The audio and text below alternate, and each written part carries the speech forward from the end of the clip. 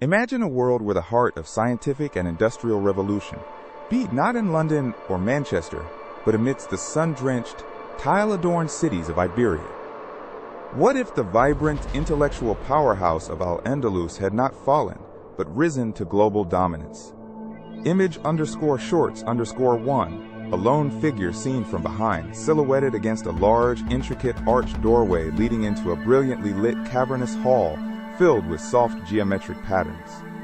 Image_shorts_2, two robed scholars back to camera, walking toward a large antique clockwork display in a public square, steam gently hissing from its intricate gears.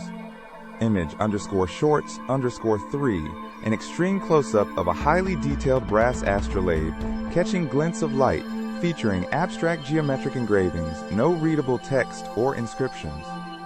We are talking about Moorish Spain surviving not just the Reconquista, but flourishing well into the industrial age, reshaping the very fabric of global history. In this alternate timeline, a world of speculation, not history, what would that world look like? Image_shorts_1. A figure in flowing robes, seen from behind, stands on a high balcony, overlooking a sprawling city with a mix of traditional Islamic and industrial architecture, plumes of smoke rising elegantly. Image_shorts_2. Two figures, one in traditional Andalusian attire and one in modern formal wear, both seen from behind, standing before a large illuminated map of the Mediterranean with abstract markings, no readable text.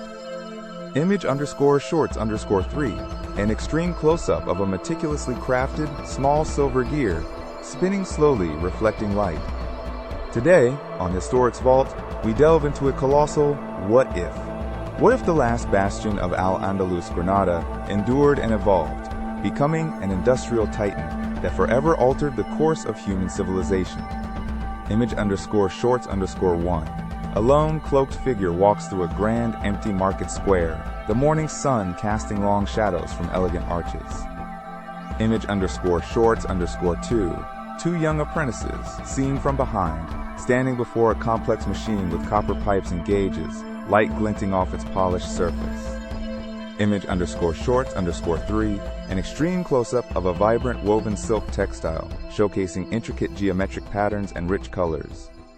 To understand this divergent path, we must first rewind to the late 15th century. In our history, the Emirate of Granada was on its last legs, surrounded by the ascendant Christian kingdoms of Castile and Aragon. Its fall in 1492 marked the end of centuries of Islamic rule in Iberia.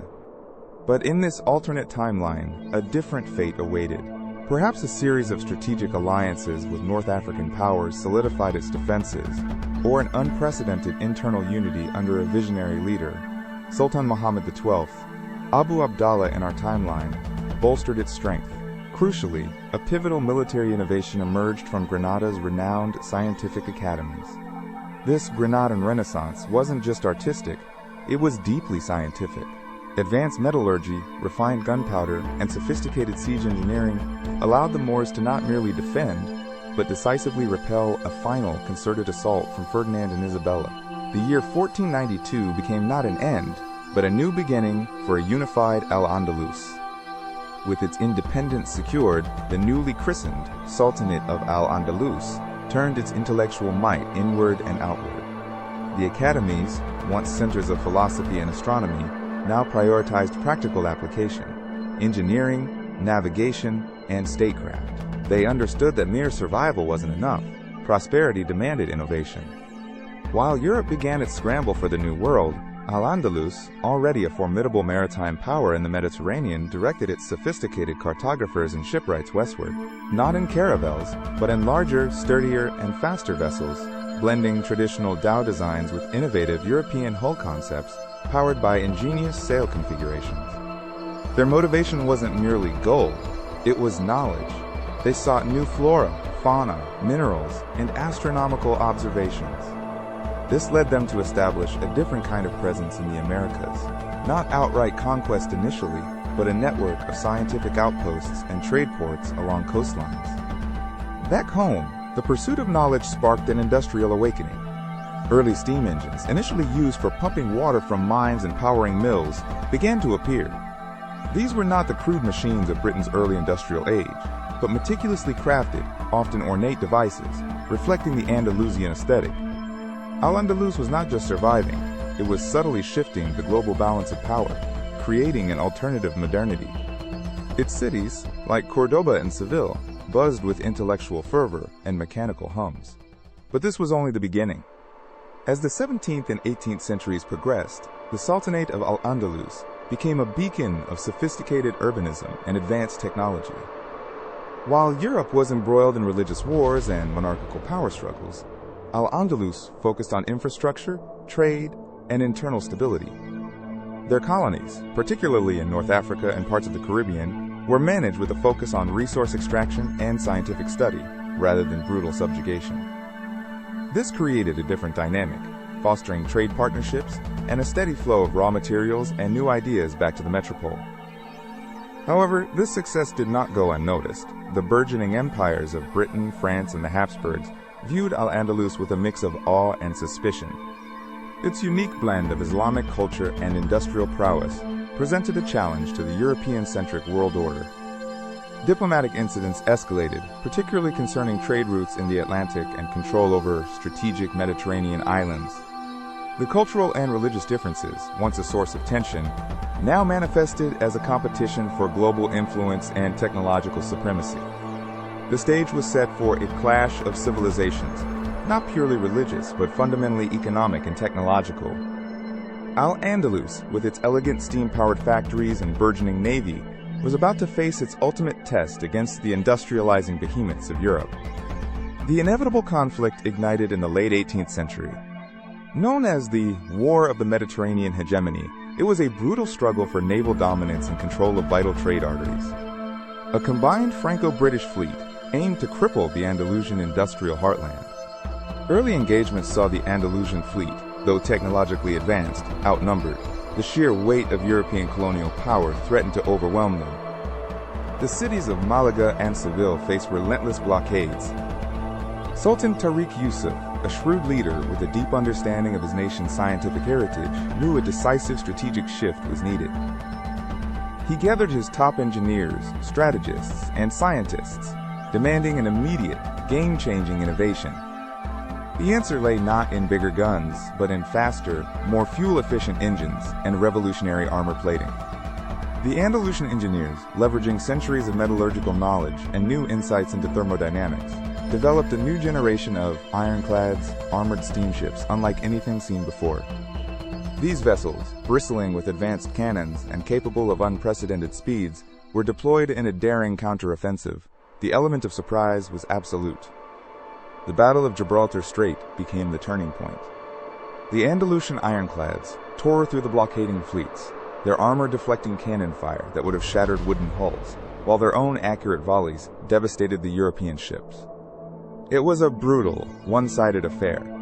The industrial might of Al-Andalus, combined with its strategic brilliance and technological superiority, crushed the European naval dominance in the Mediterranean. Pause. The war raged for a few more years on land, but with their naval supremacy broken, the European powers couldn't maintain their stranglehold. A peace treaty, negotiated in Tangier, formally recognized the Sultanate of Al-Andalus as a sovereign industrial power with guaranteed free trade routes across the Atlantic. This moment marked the undeniable arrival of an alternative modernity, challenging the very core of what industrialization and global power could look like. The old order was irrevocably broken. A new, multipolar world had begun. By the mid-19th century, Al-Andalus was a thriving industrial empire. Its cities hummed with the rhythm of steam engines, its skies traversed by early airships, and its universities pioneered new fields of science.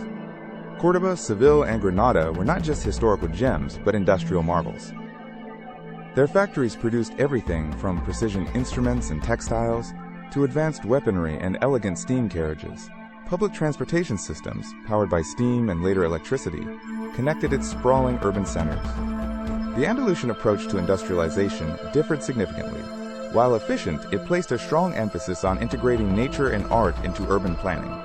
Gardens and fountains were not sacrificed for factories, but often incorporated into their design. Culturally, Al-Andalus remained a vibrant synthesis. Islamic traditions flourished, but were continuously reinterpreted through the lens of scientific progress. Tolerance remained a core principle, attracting scholars and innovators from across the globe. Its colonial policy evolved into a system of protectorates and commonwealths, fostering economic interdependence rather than outright exploitation. This network provided stability and continued access to vital resources, while spreading Andalusian technology and ideas. This alternative industrial revolution fundamentally reshaped the world.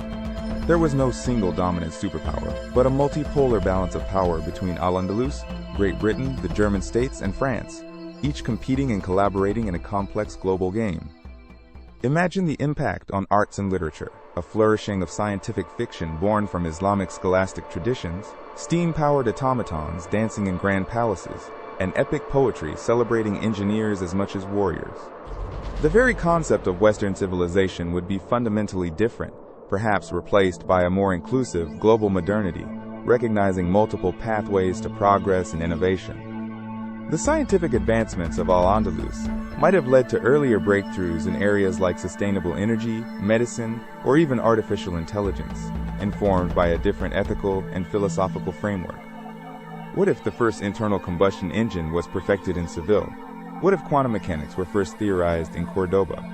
The ripple effects are almost endless, creating a tapestry of invention and discovery we can only dream of. This is a world where the Enlightenment found a different philosophical foundation, where global trade routes led to greater cultural exchange than pure exploitation, and where the clash of civilizations often resolved into a dialogue of innovation.